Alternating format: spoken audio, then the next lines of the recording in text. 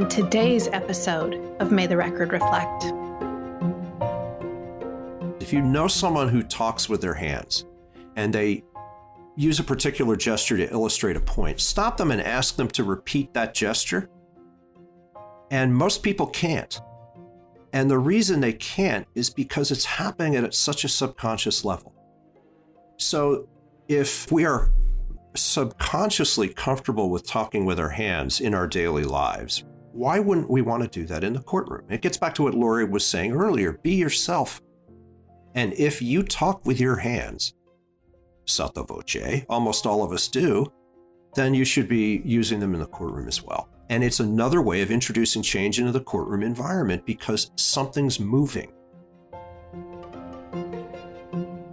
Practice is not looking at your opening statement or your closing statement and reading it in your head.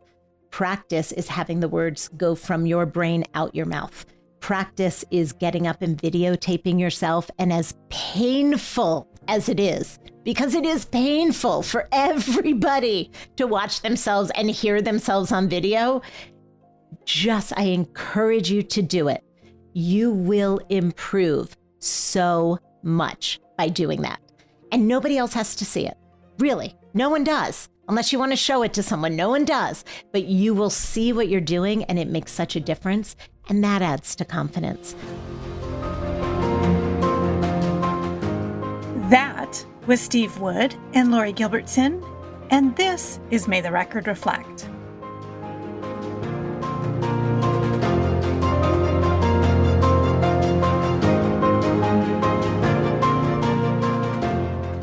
Welcome to the monthly podcast of the National Institute for Trial Advocacy. I'm your host, Marcy Mangan, and with me today is Steve Wood and Laurie Gilbertson. Now, if you've been listening to the podcast for any length of time, Steve's name might already be familiar to you, as this is not his first time in the hot seat. So glad to have him back. Steve spent over 30 years with the Delaware Department of Justice and as a legislative aide to the Delaware General Assembly. He has since been in private practice with the Wilmington law firm of McCarter & English. Joining him is Laurie Gilbertson, who is one of NEDA's communication specialists. She is a former New York City prosecutor, a television legal analyst, and the founder of Tribeca Blue Consulting in Denver, where she helps professionals communicate more clearly, confidently, and persuasively. Sounds like a perfect fit for any lawyer. So, without any further ado, let's find out what brought Steve back and why Laurie is with him. Here's our interview.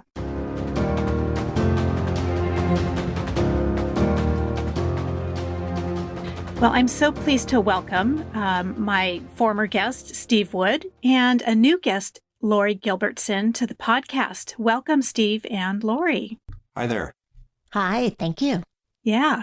Steve, you've been on the podcast before in That's 2021, and you said the funniest thing, and I quote, "I think the most important thing that I've learned about trial work is how insufferably boring I am." And I thought that was such a funny and frank thing to say. And frankly, I don't know what you're talking about because I always love talking to you. So what exactly do you mean by that you are insufferably boring?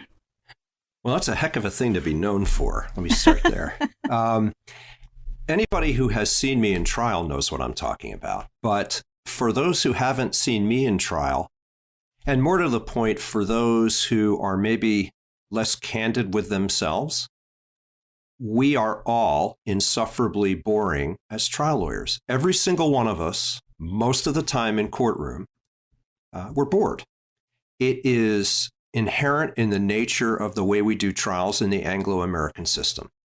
Look, I am standing up in a suit, not moving very much, sometimes even behind a podium if I'm in federal court, talking to someone who is hopefully also well-dressed, who is sitting down.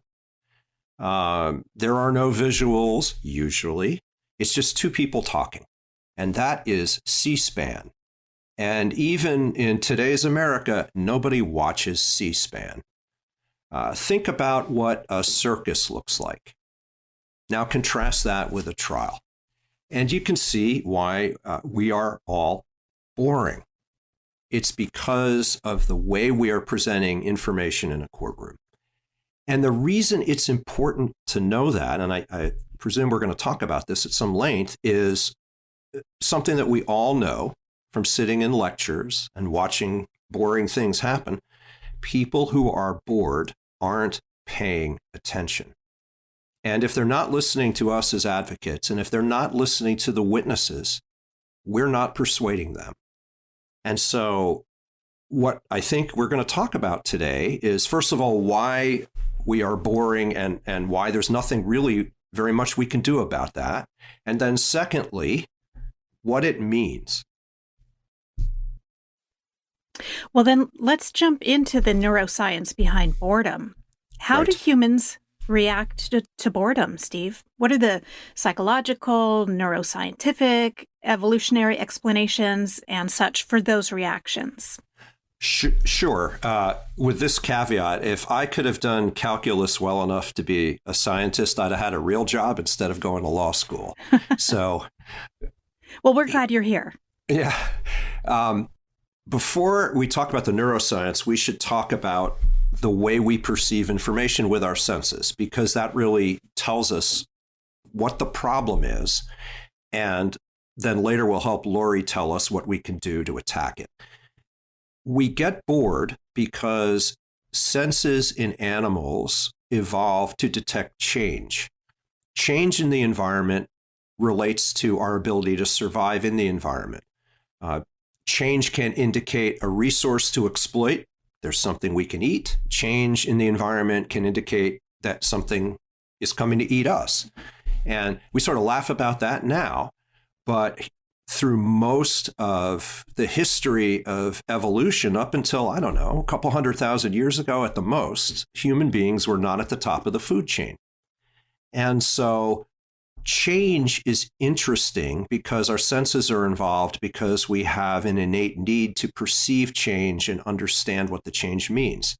Constancy, on the other hand, lack of change, is not a threat to our survival. It does not suggest a resource that we can exploit. So it is not interesting.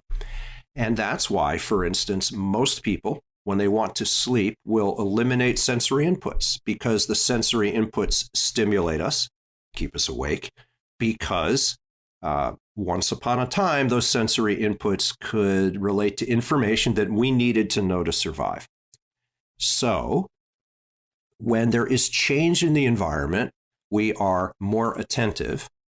When there is no change in the environment, when the environment is a constant, there is less change. So our task, when there is no change in the environment, then there is less attentiveness, because given the primordial nature of our senses and why they evolved, there's no reason for them to be involved, because it's change that we want to perceive.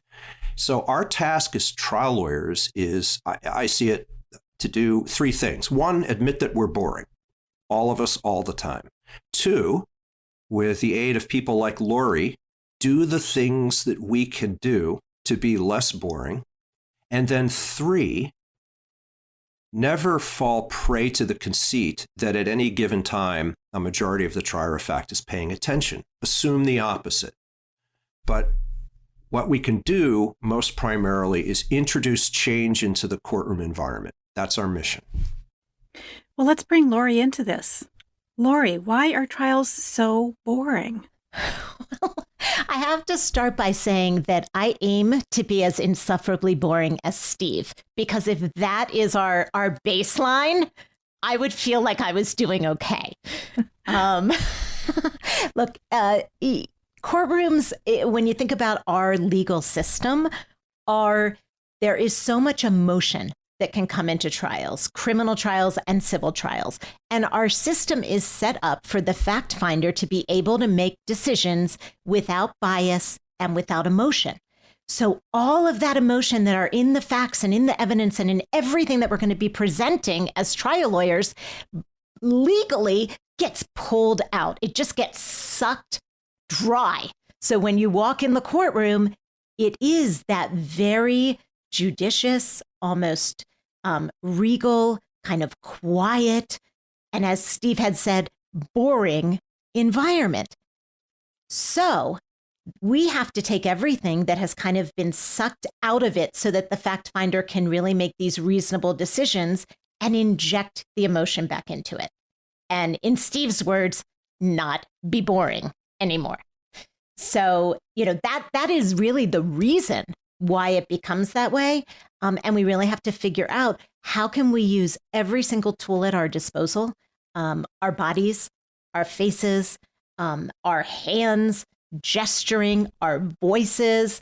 And we were having a lovely conversation with Marcy about her trip to Nigeria, where we were talking about these beautiful, vibrant colors that the attorneys there were wearing into the courtroom. We were talking about that before we started the podcast, which really got me thinking too, that, one of the key things as a trial lawyer is you have to know yourself and you have to know your audience. And part of knowing yourself too is knowing what your personality is, being really emotionally intelligent about what your style is, what works for you, how you're comfortable. And that goes to your personality. And you do not want to leave that at the courtroom door. You do not have to be boring to walk into a courtroom and fit into a trial lawyer kind of mold. Bring your personality with you.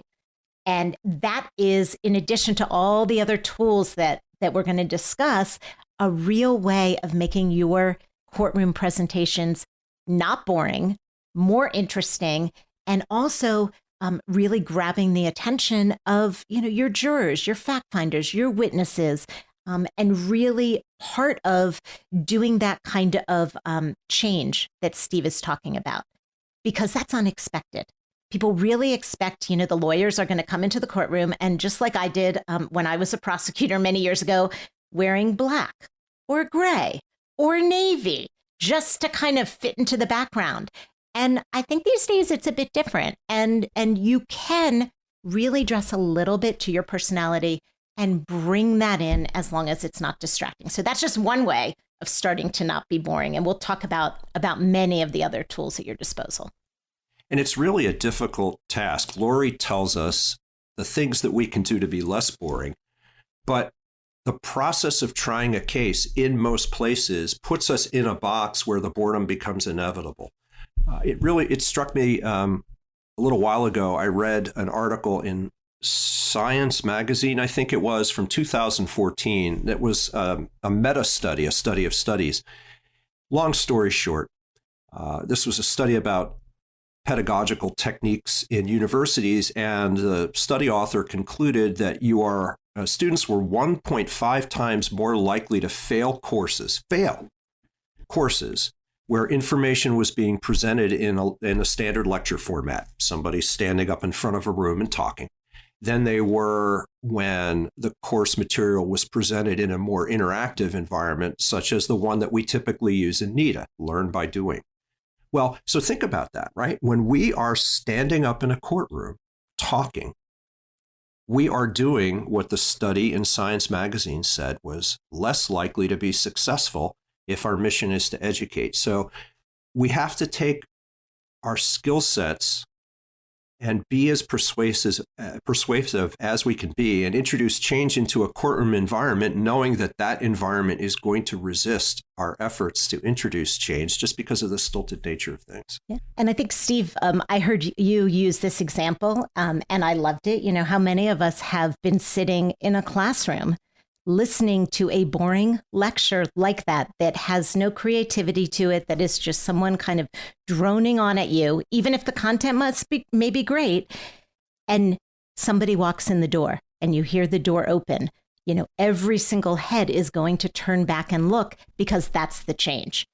And it's not that the door is that exciting, it's just something. And it goes back to what you were saying about how we're so wired for change, because we have to be on guard that way. So it's a way of trying to use that to kind of break up everything that you're doing in court so that we avoid the lecturing, right? The droning on, exactly like you're talking about. So I think the cliche is that jurors don't want to be there. Nobody really wants to be seated for a jury, except perhaps me. And that cliche is usually true. I think that jurors expect that they're going to be bored out of their mind, and we've talked about that just a little bit. But Steve, what about boring your judge? Why is it important to engage your judge, even as there are 12 jurors present in the courtroom at the same time?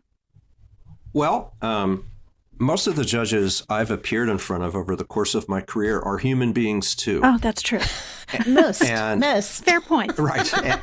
And so judges fall prey to the same pre-wired operation of human senses that the rest of us do.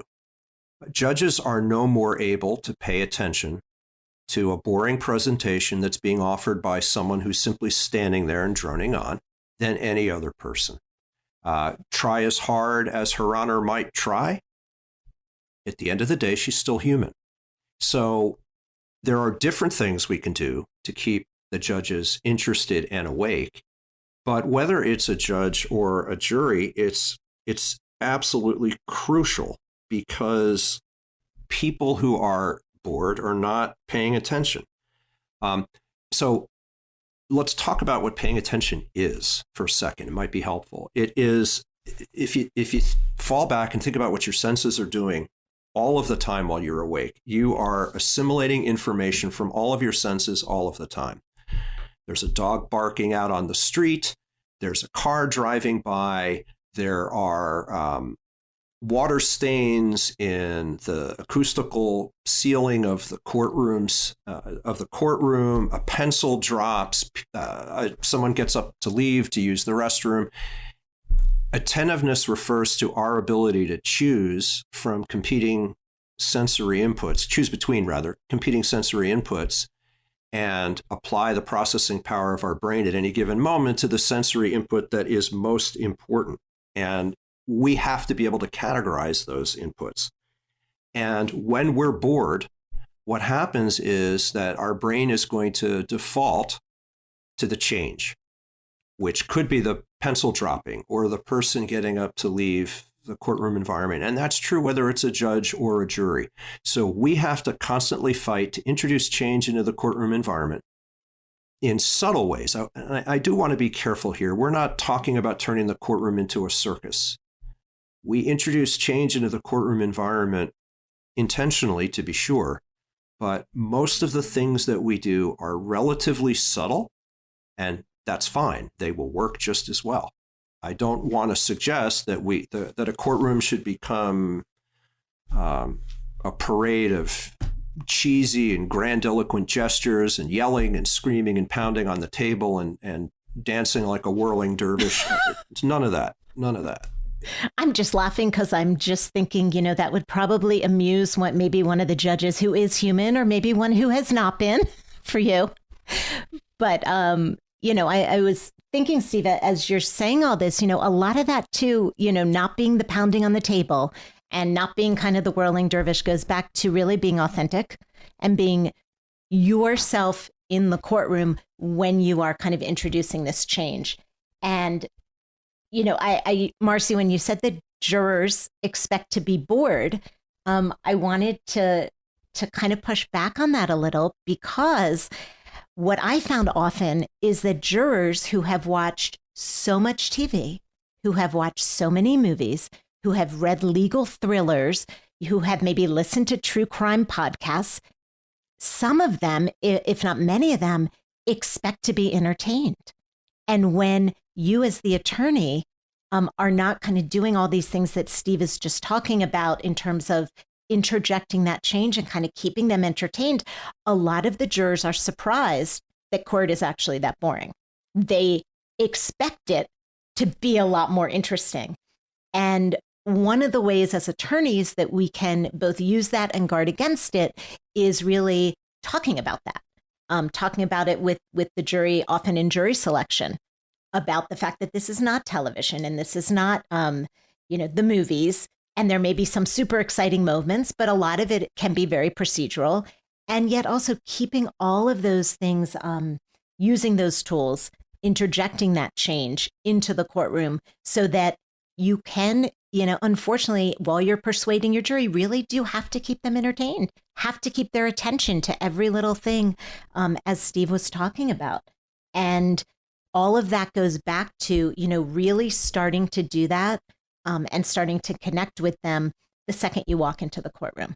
It's a really interesting point that you made about how entertainment in all of its various forms has created a different set of expectations for being entertained in the courtroom. That they don't necessarily expect to be bored, but you can help them manage their expectations at the outset. And that's I think that's critical, because if you think about how most people consume information these days, it's in a multimedia environment, right? What we do, person in a suit standing up there talking, happens in courtrooms, houses of worship, maybe lazy college lecturers, and pretty much no place else these days. So people might have a certain expectation about what a trial is going to look like based upon what they see on television. But people have a different expectation that's maybe even higher about how information that is intended to be persuasive is going to be presented to them, because it just doesn't happen through the use of the Anglo-American trial model in many places in society anymore. So we're really fighting against that too. I would like to touch on some of the more practical tips. Like you've both alluded to the things that you can do to punch up the environment, such as movement, physical movement, and using your voice. What else is there? Or could you give an example of how you might use your voice to attract the jurors' attention when perhaps their attention is drifting? Yeah, there are so many things that you can do with your voice. And it can go to speaking louder when you want to emphasize a point, or maybe speaking more quietly when you really want to get the jurors to listen to you. Another thing you do with your voice is emphasis. So I'm going to ask Steve to do a little drill with me. There's a sentence that Steve and I both like to use when we teach.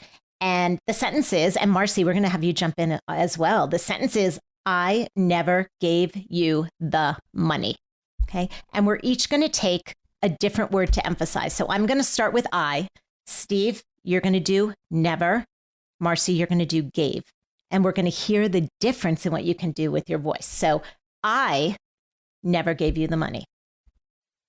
I never gave you the money. I never gave you the money. Right? So you hear, just by choosing the emphasis, how much you can change the meaning. As well as, if you listen to how I read it in a monotone in the beginning, how it grabs you, because the emphasis is there.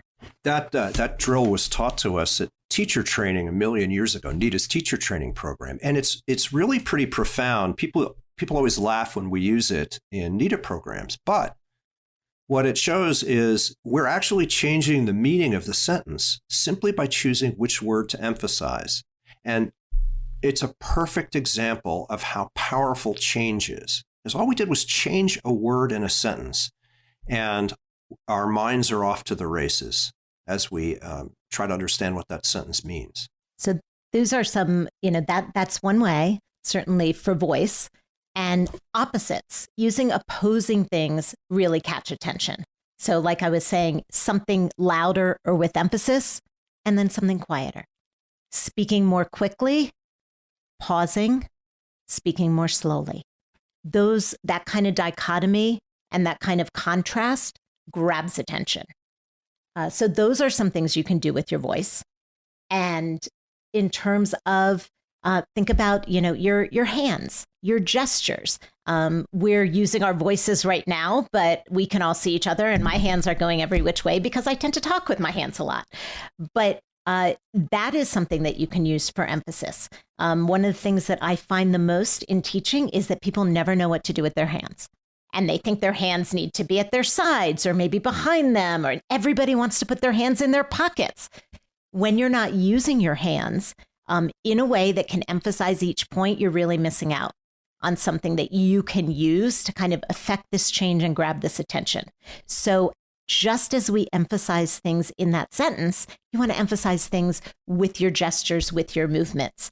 And what I recommend for that too is keeping your arms and your hands above your waist, and then thinking about exactly where you want to put them. They can both be in front of you. They can be a little to the side. You just don't want them kind of gesturing wildly that it's distracting. But there is a lot of neuroscience that goes behind the fact that when you use your hands in addition to your voice to emphasize something, it sticks in people's minds more and they remember it more. So that's another way to do it. Another tool we have that we were just talking about is movement. So people hesitate to use movement. They're just like Steve said, a lot of people, you just kind of stand there. And sometimes in federal court, you have to be behind the podium. So that's when you want to be using your hands more and using your voice more. But intentional movement can also emphasize things. So really thinking about where you want to be in the courtroom, how you want to move, and even for things as simple as walking an exhibit up to a witness, how are you going to use that movement? Where are you going to be looking? You're going to be making eye contact with the jury as you do it, and then walking back to your spot while they watch you, and then taking a pause before you speak again.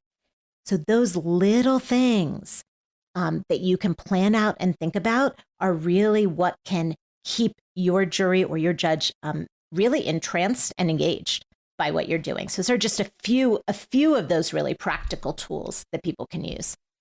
For me, it was helpful to think about those tools by drawing a contrast and understanding always that the thing we want to avoid is constancy, because it's constancy that's boring. So I could take some of the most profound words ever uttered in public by an American, and I could read it like this: 7 years ago, our fathers brought forth upon this continent a new nation conceived in liberty and dedicated to the proposition. Everybody's asleep. And the reason everybody's asleep is because of the constancy in my voice. I wasn't changing my pitch. I wasn't varying my cadence. I wasn't pausing. I wasn't changing the volume. It was a constant. So Laurie just told us about how we can move in the courtroom to introduce change. But we've all seen advocates, and maybe we've all done it ourselves, who stroll nervously during especially openings and closings. They're not moving with a purpose. They're moving because the adrenaline's pumping in them and their legs are burning it off by strolling. Well, the problem with doing that is that your movement then becomes a constant. And you've taken away from a tool, movement, that you could use to introduce change into the courtroom environment, because the movement itself is the constant.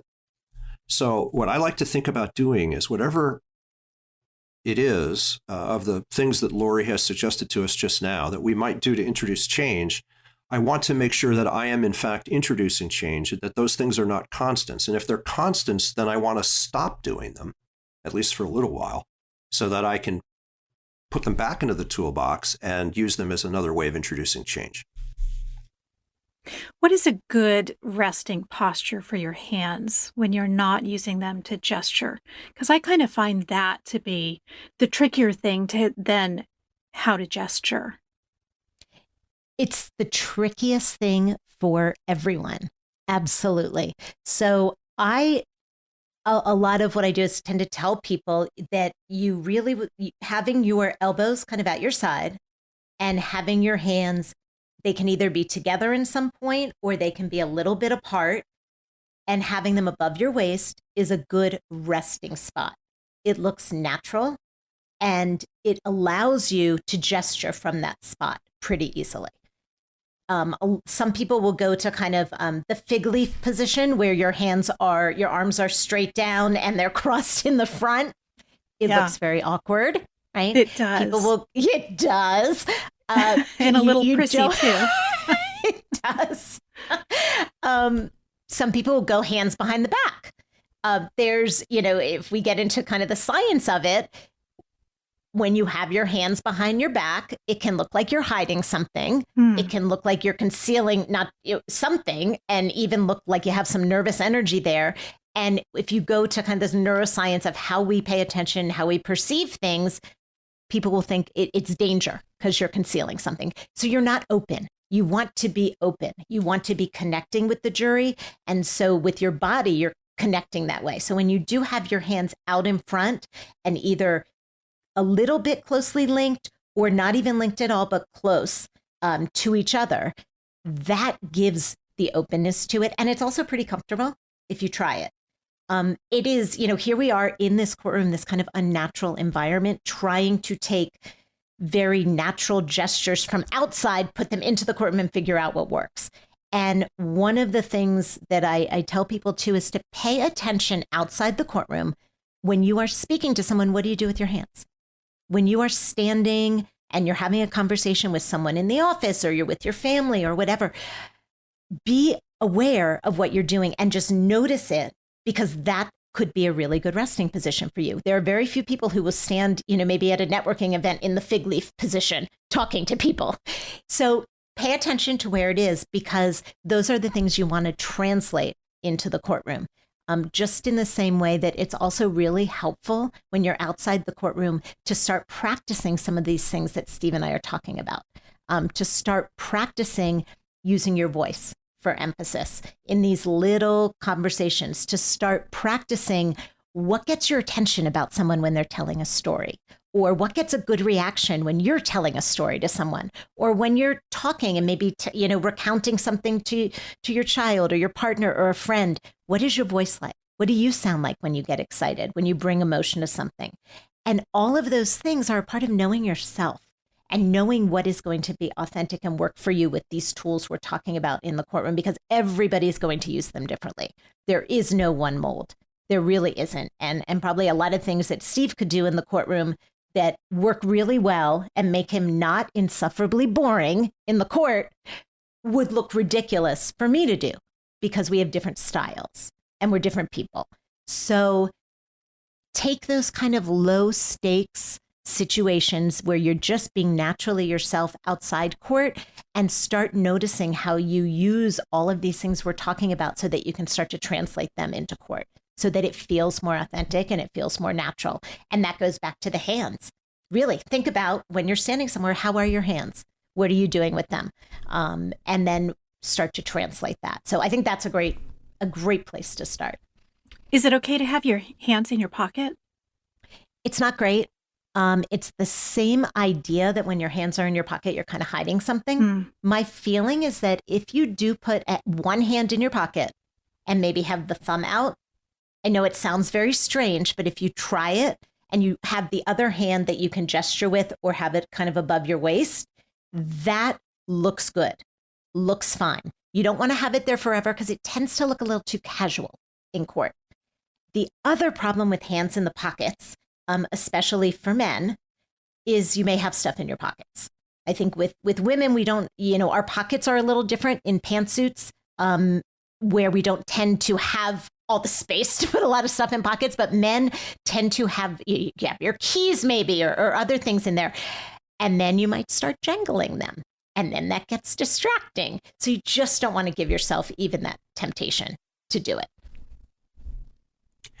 I think one thing that helped me when I was trying to think about what to do with my hands, and Marcy, this gets back to the question you asked a little while ago about rest position. You worry about rest position if you assume that your hands are going to be in that rest position a lot. But if you give yourself permission to talk with your hands, and I think what Laurie and I are both saying in our own way is not only should you be giving yourself permission, you need to talk with your hands. But if you're talking with your hands routinely, using small hand gestures, well, that perforce means that your hands are not in that rest position very much anyway. So don't worry about it. Again, this is something that worked for me. I don't like to have my hands in my pockets or clasped together in front of me, because then the energy in my hands goes towards keeping them together or keeping them in the pocket. I want my hands out and free so that I will gesture with them naturally. And the reason I want to gesture with them naturally, here we go with neuroscience again, but gesture preceded speech probably by 500,000 to 1,000,000 years based upon what anthropologists are telling us. Almost everyone talks with their hands.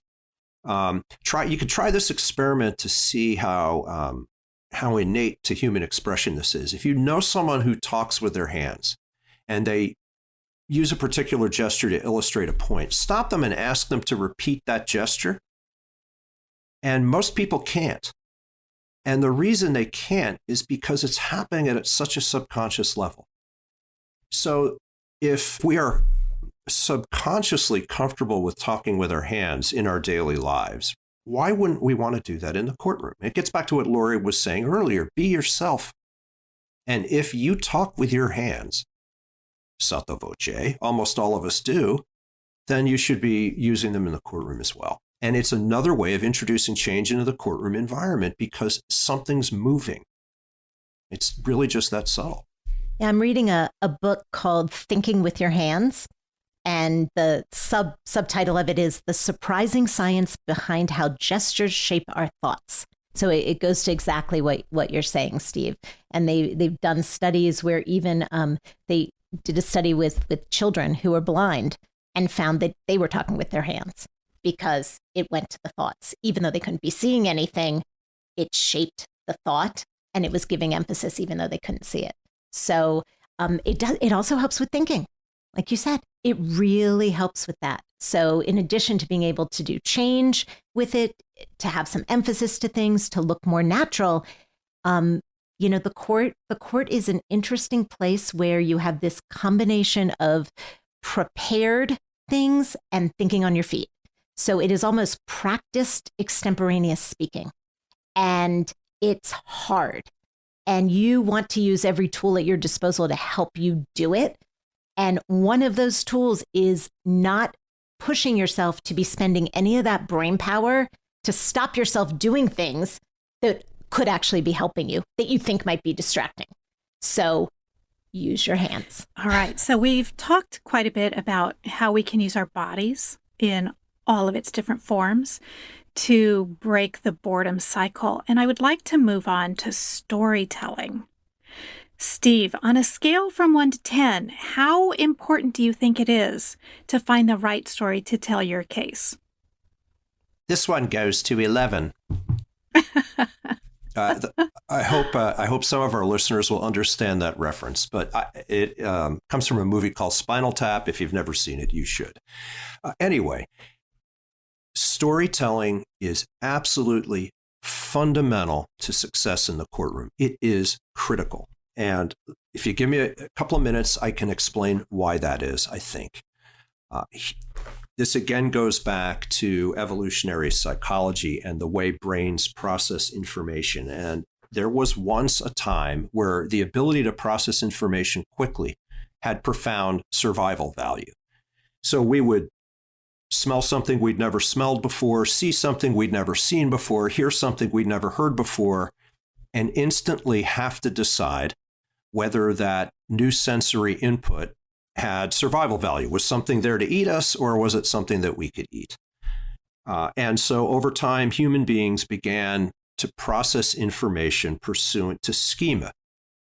And we can define a schema, like the psychologists would, as an organized pattern of thought or behavior that categorizes information into which we plug new information and then draw relationships between the new information and the old information. It's a structure of preconceived ideas, a framework about how things are working, and it's how we organize new information. Schema can be complicated. It could be a political ideology. It could be a social construct, or it could be a simple day-to-day thing. Let me give you an example. We have schema about what we do in a restaurant, right? We know, even though we've never been to the restaurant before, that we're going to walk in, we're going to approach the host stand, we're going to ask to be seated, we're going to sit down at a table. If you're me, we're going to order a glass of wine. we're going to look at the menu and then we're going to order food. Now, if I told that story to any one of you right now and got to the point where I said, we're going to look at the menu, what happens next? You all know we're going to order food, right? That's because we have a shared social schema about what happens in a restaurant. The reason it's important to understand the power of schema is because of what happens once we have formed a schema that relates to a task at hand. And that would be, for instance, in our line of work, the facts that are being presented to us for the first time at a trial. Psychologists who have studied this have concluded that we tend to not hear well information that is inconsistent with the schema that we've formed. We don't remember it as well. Sometimes we'll hear information that's inconsistent with a schema that we formed, and we either reject it or attempt to explain it away somehow. And we've got lots of idioms in spoken English that are based on that truth. So people will say, don't confuse me with facts, right?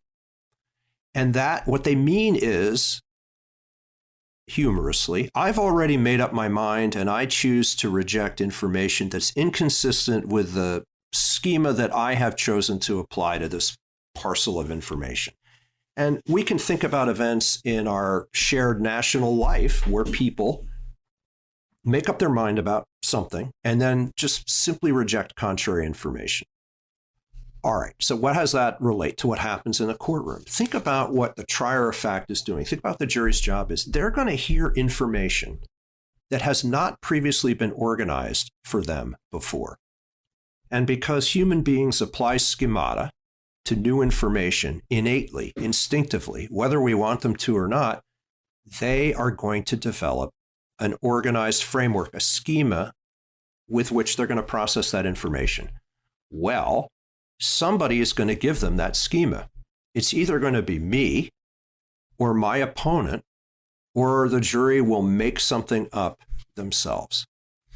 And so storytelling is critical because beginning with the process of opening statement, if I can get the jury to use my analytical framework to process that new information, my schema, I think all things being equal, I know I'm going to win. And so it is of vital importance to understand, once again, as we did with how it is that we can maintain interest in the courtroom, to understand how human beings think, and rather than fight against it, work with it. So you mentioned that the ideal moment to introduce your schema is the opening. Are there other moments where storytelling is really important in a trial? Well, I would argue it has to begin in the opening. And there is a fair amount of social science research that really began in the 1980s and continues today with either mock jurors or following from a very extensive bit of research done with real jurors in Arizona in the late 90s that tell us that jurors begin to make up their mind after opening statement. Some jurors make up their mind almost irrebuttably after opening statement. Most jurors are still open to being persuaded, but they have formed a rebuttable presumption after opening statement. And so that's where the process of developing the schema must begin. That's where we must tell a story. And then we have to make sure throughout the trial that we are telling a story that is consistent with the story that we have begun to lay out for them in opening statement. So it's all throughout the trial, but it must begin in opening statement. And I would jump in, Steve, and say that depending on your jurisdiction and depending on whether you get to speak to the jurors during jury selection or whether the judge is actually doing that, like in federal court, when sometimes you can submit questions, you can start even earlier. And you can start in a very, you don't really get to throw out your schema fully, but you can start planting seeds in jury selection. So when that jury sits and you're about to open and there's that, what I found, that beautiful moment of silence right before you start, when you know they are focused on you and you get to show them how this story is going to play out, and you get to show them how they can organize all this information, because you've already done that work for them. That is when you can kind of take the seeds that you may have been able to plant a little in jury selection and really kind of cultivate them and bring them to fruition. And everyone who has taken a NITA course or listened to one of these podcasts has probably heard about primacy, and has probably heard about this idea that, people remember what they hear first. And that is also why opening is so very important, in addition to all the things Steve is talking about, because this is really your first chance to speak to the jury. And so many people get really caught up in closing statements and think that this is when you get up and argue, and this is so exciting, and kind of throw that, valuable opportunity away. So being able to start that story and really kind of bring it home in opening and give your jury the way to look at these things, both from the neuroscience perspective and then from this idea of primacy also of remembering it, is so very important. We've talked about all those great tools. You can look amazing in the courtroom. You can use your voice beautifully. You can have intentional movement. You can have your hands every which way. If you are not telling a story, it doesn't matter. If what is coming out of your mouth is not this kind of schema that Steve is talking about, and you're not weaving that narrative through each and every witness throughout your trial, through each and every exhibit, through all of your discussions with the jury in opening and closing, then you may look great, you may sound great, but you're not going to be persuasive because you're not backing it up with the story. One of the things that you can do too to make sure that your story is being heard and processed the way you want it to is to engage in the fight for language from the beginning of the trial. Now, Laurie and I met at the Rocky Mountain Trial Program, and the program director was Mark Caldwell. And one of the things we do in NITA World, Marcy, Laurie, you know this, is we steal from each other all the time. And when I steal from somebody, I try to attribute it by name to the extent my addled memory will allow me to do that. I'm going to steal this from Mark Caldwell because I think it's brilliant. Mark said, before you start the trial, come up with a list of 10 or 15 vocabulary words that have persuasive and emotional impact that you're then going to use, starting with your opening statement, but all throughout the trial. So in other words, it's not an accident. It's a car wreck. It's not a fight. It's a beating. It's not a contract. It's a promise. And then use those words in your opening. Use those words in direct examination. Try to get the other side's witness to adopt the vocabulary in cross-examination if you think you can. And that's yet another way of establishing the story. So it's not just having a compelling story that makes sense given what the evidence is, but it's telling that story in a compelling way and using the rich vocabulary that English gives us. The linguist Noam Chomsky decided or taught us in the late 60s that the power to name is the power to control. And we've sort of been fussing about that in American society ever since. Well, it's true. And if the power to name is the power to control, then I want to be the one that's controlling the vocabulary in the courtroom to the extent, of course, that I can. And that is an innate part of storytelling, right? It's the words we use.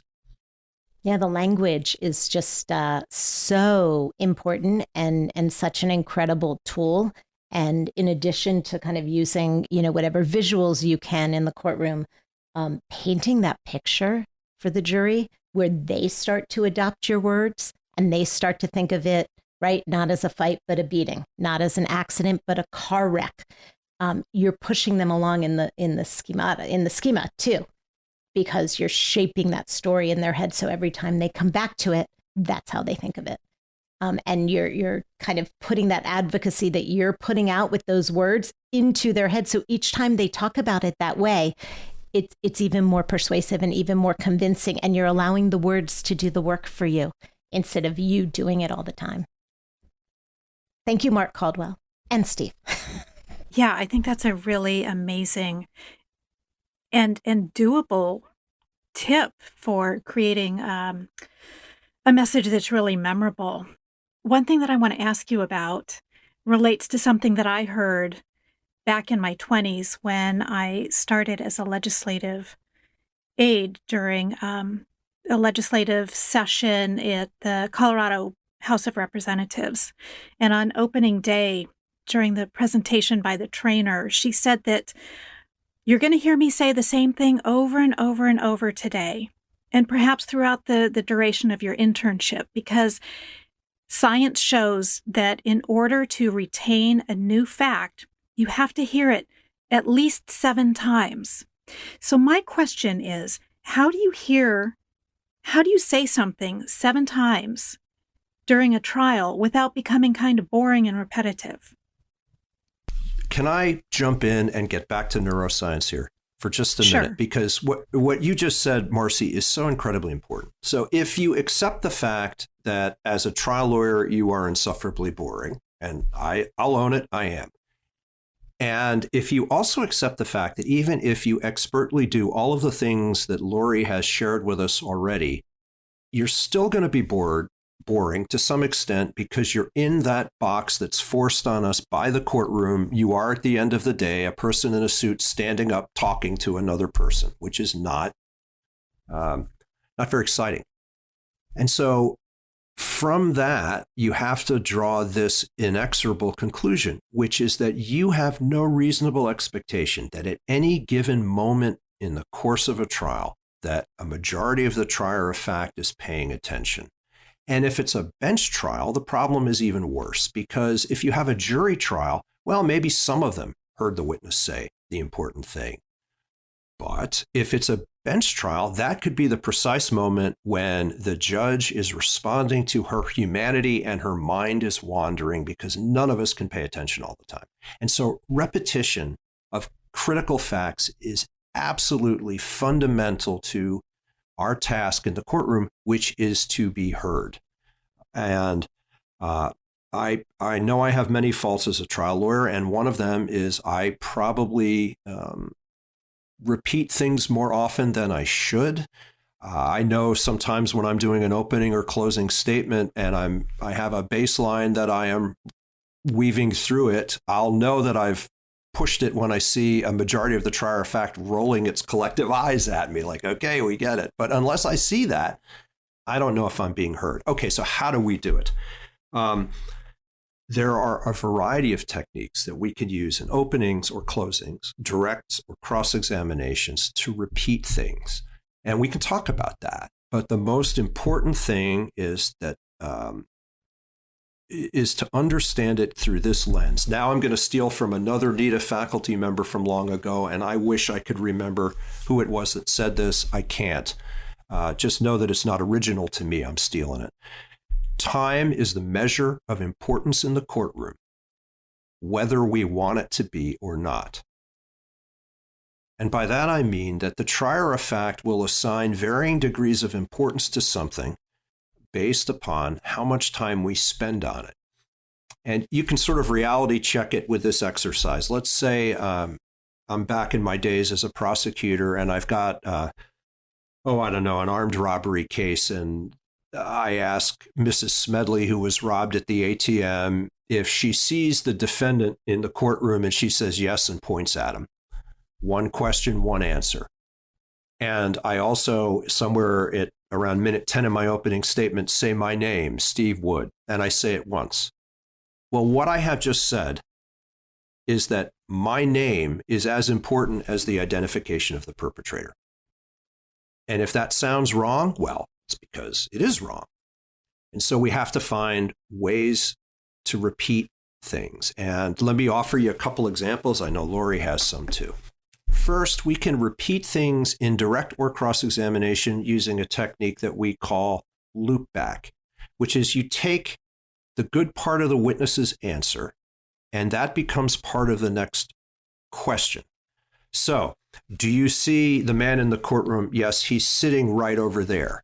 And my next question might be, when you saw him with the gun, how close was the man who is right over there to you at the time of the robbery?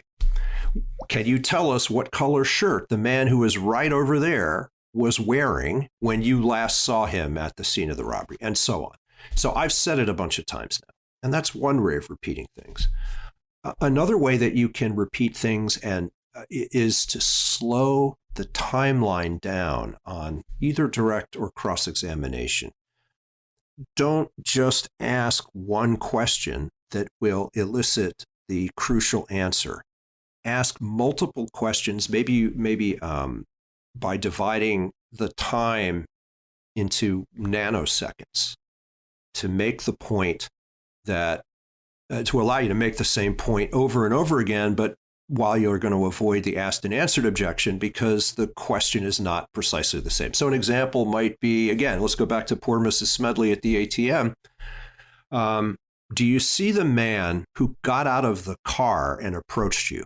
Yes, he's right over there. All right, when the man who's right over there walked up to you, what was in his hands? Well, he had a gun. Do you see the man that had the gun in his hands? Right over there, and so on. I've asked a slightly different question this time, but I've elicited the crucial answer. Now, I want to be careful here because we talked about this a little while ago with strolling during opening and closing statement. If you do something always, then it's the same thing as not doing it at all. So you can't repeat everything. You have to know what your important facts are. But when you know a fact is important, try to ask multiple questions about it of multiple witnesses using different words and different spots in the narrative so that you're absolutely certain that the trier of fact hears it. Yeah, I think, Steve, you got it. You got pretty much all of them. I was ticking them off as you were saying them. And okay. I'd say, too, that, that's all part of the storytelling, that you're going to tie it together from opening through all of these different ways that you're asking of the one witness repeating, and then of each different witness. You can even use some of it in your cross, and then you tie it together in closing. And I think of it sometimes, I have 3 teenagers, so no one in my house listens to me. So I'm really used to repeating all the time. So you learn how to say things in all different ways, in all different tones of voices, which is another way of maybe avoiding that asked and answered. And just pretend you live with teenagers, that no one's listening, and just keep doing it until you see that look on their faces of the jury that they really hear you, or you get the judge telling you asked and answers, and then you're done. You did it. That's funny, Laurie. I would like to switch gears a little bit and talk about confidence. And I know that you work with your clients, Laurie, quite a bit on building confidence. I wonder if you could define for us the qualities that create confidence. Yeah, Marcy, I have given this a lot of thought, and especially recently, as to what really goes into being confident. And there are certain things we can talk about in the concept of being a trial lawyer that can make your presentation and the way that you present in court seem really confident. And I've talked about that before. And it goes to the storytelling, as we've talked about. It goes to the great delivery that we've talked about. And it also goes to being creative, really making use of everything you can in court. And I've recently really kind of come to the conclusion, confidence is not this magic word where we can say, this is what it is and this is how you get it. But that being said, it really is very proportional to your competence, your preparation, and your practice. So when you do those things, when you know your case better than anyone in the courtroom. And I used to say, I felt like as a prosecutor, I knew the defendant's life better than he did or she did because of all the work and the preparation. When you have done that, and when you've practiced, we could talk about some ways to do that. And those things are going to really feed you so that you can feel confident in court. That is, it's not some magic word. It's not something that's super complicated. It really is about doing the work. It's about doing the work and then really getting into the mindset of I have done the work, I'm going in, and I'm going to feel really good about what I'm doing. And once you start to get into that mindset, even if it may feel scary when you're first starting out, if it may feel scary as an experienced trial lawyer, as it often does, when you go in with that mindset of I have practiced, I have prepared, I am ready, and I am going to give this jury and this judge exactly what they need to make a decision, that's where confidence flows. So it sounds like you don't think that some people are just naturally born confident, that they've just been doing a lot of work on the back end that we don't see. You know, I yes and no. It's going to be a very lawyerly answer for you, Marcy. It depends. Yeah, I think there are some people who do have more confidence, who tend to come into the world feeling better about themselves. I can say, for example, I have one son who was kind of born with swagger. I mean, the kid is like supremely confident. He's super chilled. Nothing really affects him. He feels good about everything. He was born that way. And I look at him and I think, wow, I wish I had that. That's pretty cool. So yeah, that can happen, but that doesn't mean that you're going to be able to do a good job if you just come in with that. It is the work that goes behind it. So everyone can feel confident. And it goes to, public speaking. The people, trial lawyers included, who make it look the easiest and who do it the best are the ones who are prepared, who have practiced, and who have done the work.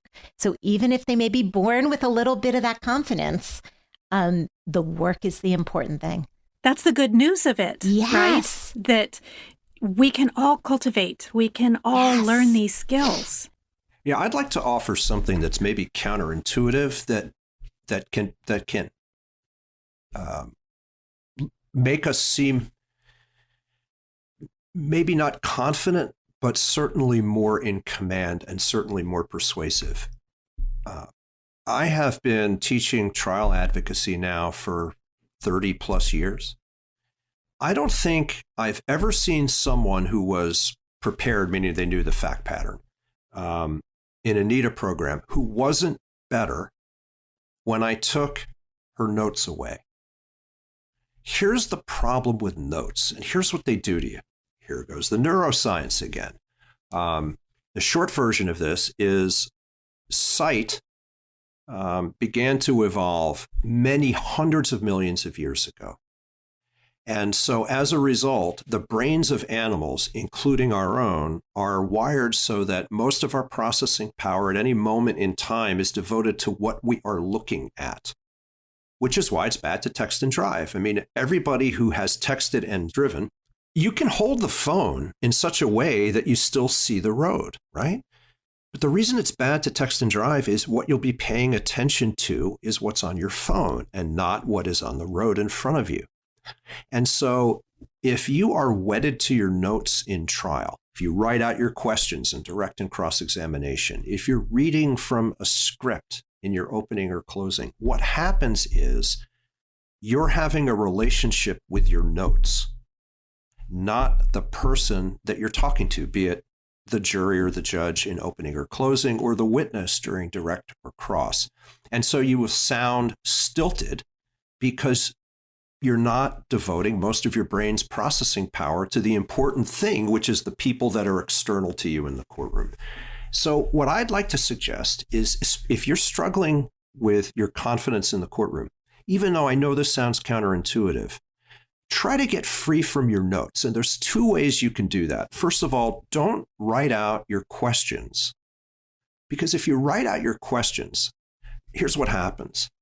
Question number 4 in your outline only makes sense if the witness's answer to question number 3 stopped precisely where you predict that it will. And guess what? It never does. So then, instead of being in the moment with the witness, you're rewriting question 4, which means you're looking down. So write out the facts that you want to make. Or if it's an opening and closing, write out the points that you want to make in outline form. And I'm not saying don't use notes, but I am saying this. If it's true that you're going to pay attention to whatever you're looking at, and I believe it is true, it's okay to look at your notes, but not if somebody's talking. if you're talking to the witness or the witness is talking to you, or you're talking to the trier of fact or the judge, don't look at your notes. Just use silence to gather your thoughts by looking at your notes, and then off you go once again. And I don't know if I'm talking about increasing confidence as much as I am increasing your persuasiveness because you're more in the moment. But I submit you will be perceived as more confident because you're being more persuasive, because you're focusing on what matters, which is the human beings in the courtroom with whom you are in dialogue. I agree wholeheartedly with Stephen. I've watched him take people's notes away and started to do it myself and watch the change. And I find that once people see how much better you do without them, it actually does increase confidence in the ability to do well without them. So it kind of feeds on itself. It looks more confident, it's more persuasive, and then you feel more confident as well. And just to go back to, confidence, which I feel like we could do an entire podcast about, a lot of that too, if you think about, besides being confident in the courtroom, just think about real life, because we want to bring some of that in. Think about people who you may know in real life who seem confident to you. And what I have found when I've done that, is that the people who know themselves, who are emotionally intelligent, who are comfortable with themselves, who are comfortable being authentic, even with some vulnerability, tend to be the ones to me who seem the most confident and who ultimately are the most confident. And when you really start to get to know yourself, and you bring that and kind of that whole part of you into the courtroom and show up that way, as opposed to kind of showing up in a certain mold of a trial lawyer that you may have, that demonstrates confidence as well. That demonstrates the confidence that you are being authentic and you are being yourself in that role as a trial lawyer. So it's a little nuanced, and the more trials you do, the more comfortable you get. I was told when I started as a prosecutor, you've got to do at least 10 jury trials until you are going to feel confident at all, and until we actually consider you a real trial lawyer. And it was true.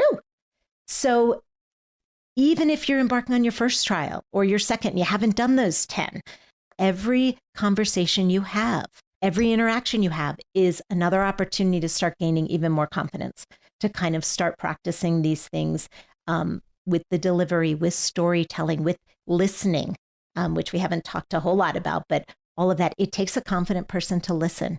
It takes a confident person to use the silence that Steve was talking about. So use all these kind of real world experiences to build up your confidence for when you go into the courtroom. You bring it all with you. It's not just the one trial that's going to build it. It's every little thing and every opportunity you take advantage of, which is the good news. All that practice, all that preparation. And ultimately, what I have found is that slowly, you just start to feel more confident. You start to control the things that you can, like Steve was talking about with the questioning, with not using your notes. You start to feel what's comfortable. And one day you kind of find you're in court and you're giving an opening statement and you just feel really good because you've been building and building and layering all these skills, and there they are. It's not like a snap and it happens, but I find it builds up over time. I'd be curious to hear what you think about that, Steve. I think that's right. I think that's exactly right. Especially when you were talking about preparation early on. I think for myself, and I hate, now I sound like everybody's parents or first year civil procedure professor or something like that. But the degree of confidence I feel in the courtroom is a direct relationship to my assessment of my preparation. If I feel like I know the case and I've thought through the evidentiary issues and the logistics are handled, then I'm confident only because I know that I have now controlled those things that I can control. And I'm comfortable with, this is hard for any trial lawyer to say, right? But I'm comfortable admitting that there's parts of what's going to happen that I can't control. And I don't worry about that. I think there was a great philosopher who played center field for the New York Yankees a long time ago named Mickey Rivers. And he used to say, ain't no sense worrying about it. If I can control it, ain't no sense worrying about it. And if I can't control it, ain't no sense worrying about it. And I think that's exactly right. It's a function of knowing that you have mastered that part of the preparation and the rest that is amenable to being affected by your work and being willing to let the rest of it happen. And I can't emphasize enough too with preparation, going to confidence, practice. Practice is not looking at your opening statement or your closing statement and reading it in your head. Practice is having the words go from your brain out your mouth. Practice is getting up and videotaping yourself. And as painful as it is, because it is painful for everybody to watch themselves and hear themselves on video, I encourage you to do it. You will improve so much by doing that. And nobody else has to see it. Really, no one does. Unless you want to show it to someone, no one does. But you will see what you're doing and it makes such a difference. And that adds to confidence. Hearing the words, practicing the phrases, practicing the gestures you want to do, practicing where you want to walk. Everyone does it different ways. You can do it in a mirror. I often do it in my car when I'm driving to give a presentation. I will be talking in my car. I probably look like a crazy person to everyone who sees me, but I'm saying it over and over, and that calms me. However you practice, whatever feels comfortable, just do it. There is absolutely no substitution for it, and it adds to being controlling. You know, that is controlling something you can control. You have control over how much you practice. You have some control over how much you prepare and do that. So do it. Just do it so it becomes muscle memory, so it becomes natural. That also will exude confidence in the courtroom. Even if you're not feeling it, there is a huge difference in seeing an opening or a closing of someone, and we see this in NITA all the time, who has practiced and prepared, and the opening or a closing of someone who has not. And jurors know, and they can see it, and they can tell. So take control of that and do it. And that, you know, if we're not lucky enough to be one of those who is born with a little bit of confidence, that's what's really going to add to it. I think to the point that you both are making, what NITA does is all about cultivating that kind of confidence. Some of the things that I've learned from working at NITA are things like, if you learn how to manage your nerves through exposure, repeated exposure, and mentally you reframe the idea of I'm nervous into I'm excited. I'm excited to give this presentation. I'm excited to tell my client's story. If you know your case up one side and right back down the other, you just know your case cold. If you've practiced using your body to speak and to present, and you know what to do with it, even at rest, as we were talking about before, if you know what to do to regroup, maybe you've messed something up and it's kind of shaking your confidence a little bit, but you have this kind of database of, oh, well, what do I do when I've messed up? How do I pull myself back together again? And then just practice. You practice. All those things just add up to self-assurance and self-confidence. And like I said before, the good news is we can all do those things. They're right at our fingertips. We just have to put in the work for it. The difference that we have seen, I think that I see in teaching from maybe the beginning of the week of a program, and then people taking in everything that you just talked about, Marcy, and applying it and doing the work. And then by just day by day, seeing them just get better and seeing their confidence improve, it is an amazing transformation. And NITA really forces people kind of into that. You've got to do the practice and the prep, and you're getting up and doing it all the time. So naturally, if you do the work, you're going to get better. Well, and it's also nice to do that when you're in a safe little environment where there's no stakes. Nothing is at risk. Your client isn't going to lose everything because you're just learning these skills.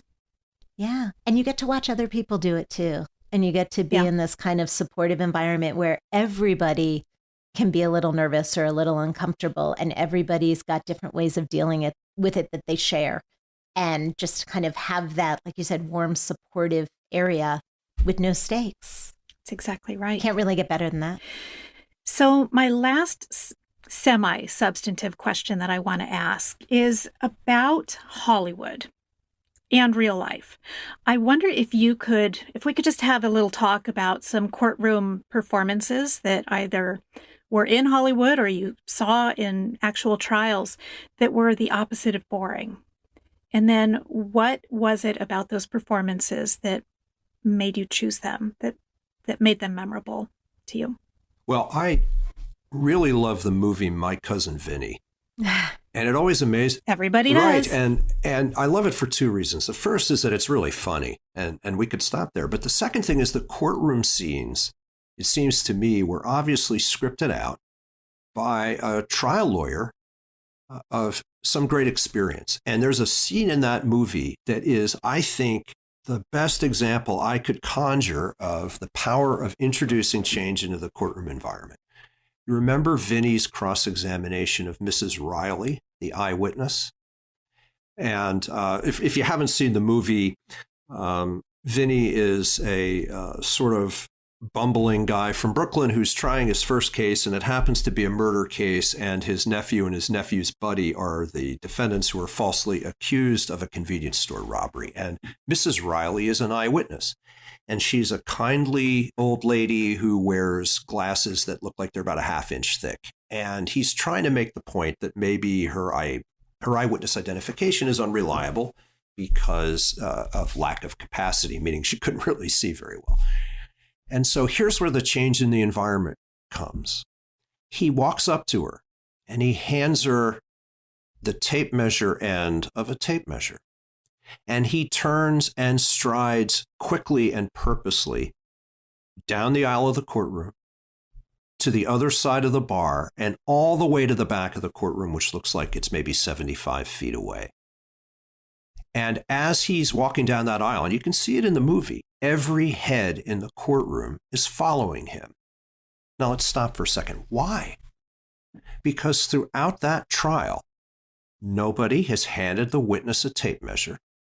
Nobody has turned their back on the witness and judge while they're talking.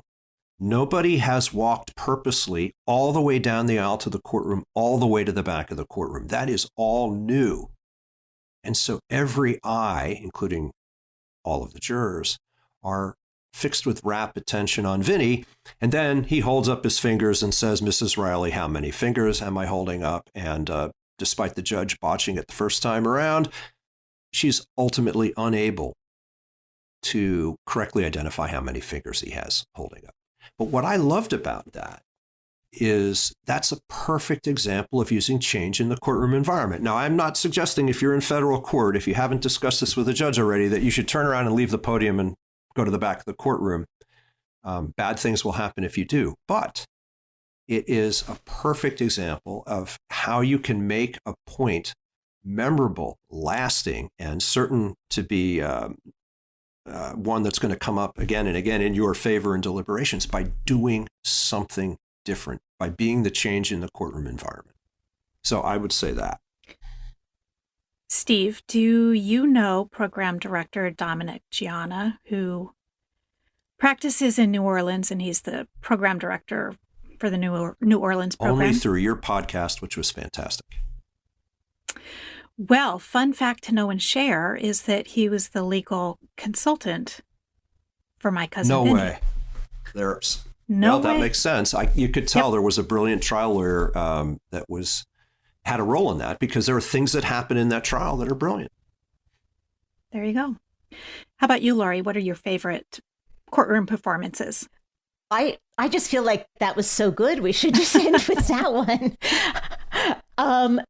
I am going to share one that is, unlike what Steve said, fairly unrealistic. And we all dream of having these moments on cross-examination as trial lawyers, and we rarely, if ever, get them. So A Few Good Men.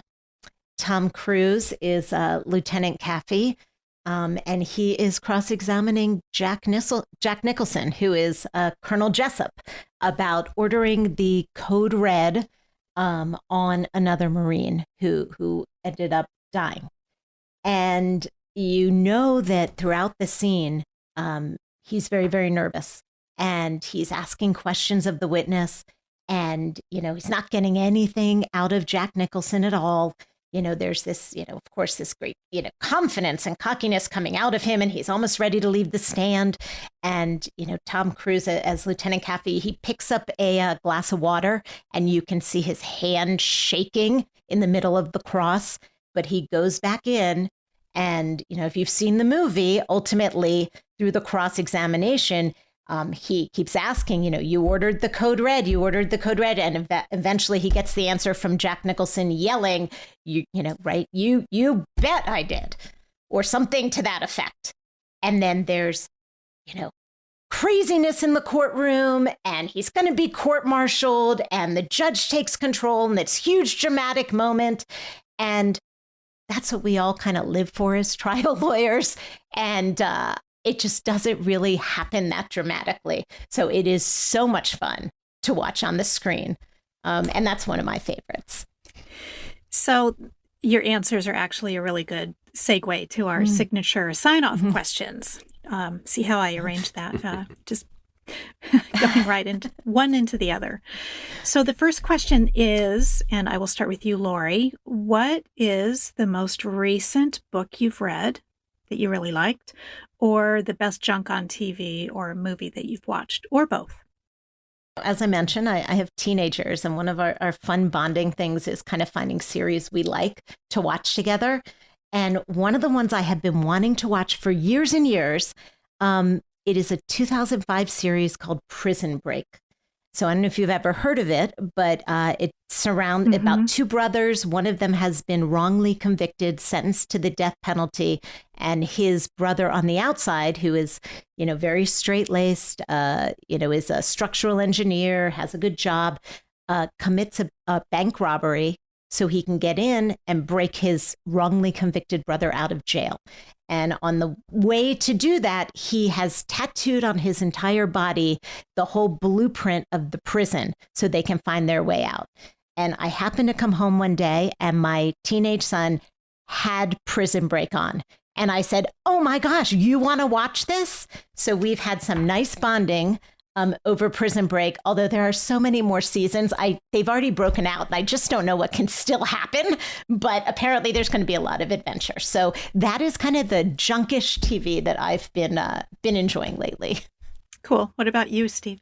Oh, well, we're recording this podcast the week after the presidential election. And I'll confess to having spent the last few months down a policy and news rat hole trying to understand what will happen and then understand what did happen. But for fun, I'm reading a book right now that is a social history of the electric bass guitar, which is called The Bastard Instrument by Brian E. Wright.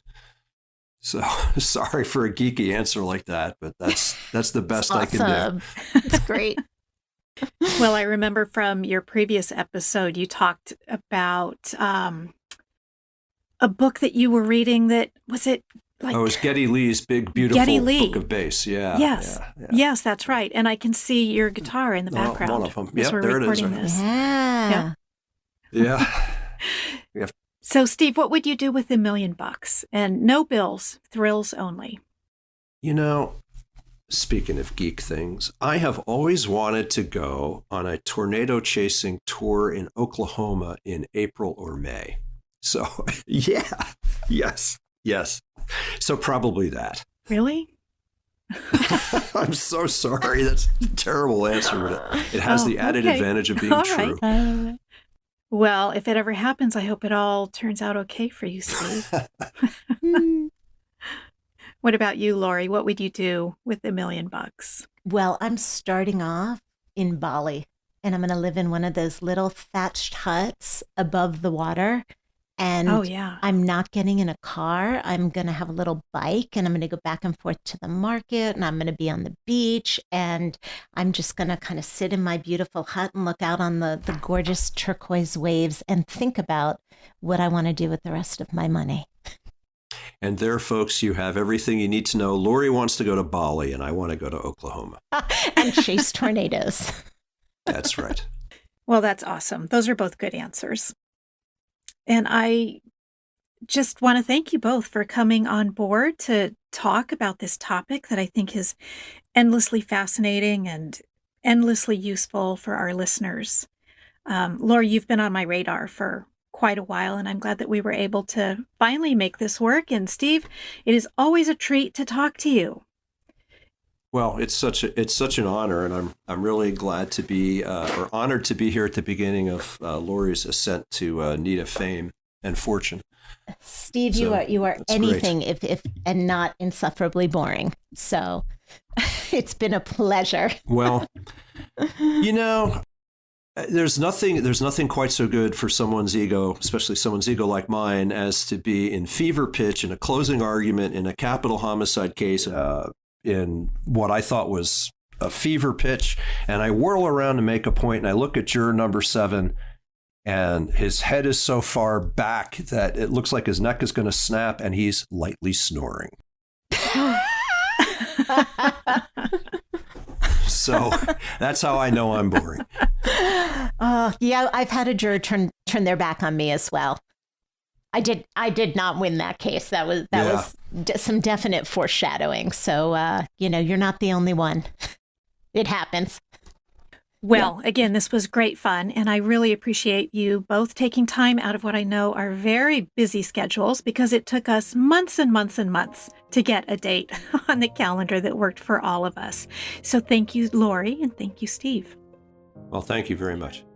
It's been an absolute pleasure. Thank you for having me. Steve, always fun to have a conversation. And Marcy, thank you for all the fantastic questions and touching on so many important points that have given me a lot to think about too. Thank you so much for listening and following May the Record Reflect. I hope you'll be back for our next episode, where I will be joined by Tom Innes, who heads up the prison advocacy practice at the Defender Association of Philadelphia. He's going to have some great advice for you about how to conduct a tightly disciplined cross-examination, so please tune in. Until then, happy lawyering and Happy New Year. May the Record Reflect is a NIDA Studio 71 production. NIDA. We are advocacy enhanced, mentorship reimagined. Welcome to the community.